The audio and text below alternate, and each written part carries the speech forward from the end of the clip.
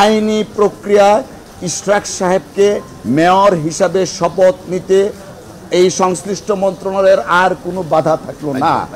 BNP নেতা engineer Ishraq হোসেনকে ঢাকা দক্ষিণ সিটি কর্পোরেশনের মেয়র হিসেবে শপথ নিতে আর কোনো বাধা নেই।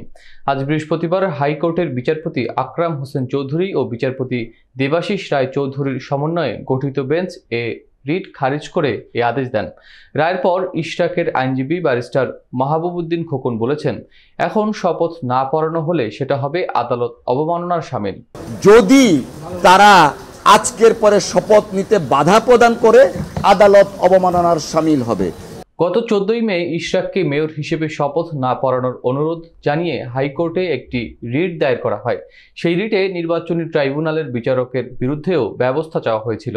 এর আগে 2020 সালের নির্বাচনে আওয়ামী লীগের প্রার্থী শেখ ফজলে নূর তাপসের কাছে পরাজিত হন ইশরাক, কিন্তু নির্বাচনে অনিয়মের অভিযোগ এনে তিনি মামলা দায়ের করেন। চলতি বছরে 27 মার্চ ঢাকার নির্বাচনী ট্রাইব্যুনাল সেই ফল বাতিল করে ইশরাককে মেয়র ঘোষণা করে। নির্বাচন কমিশন 27 এপ্রিল গেজেট প্রকাশ করে।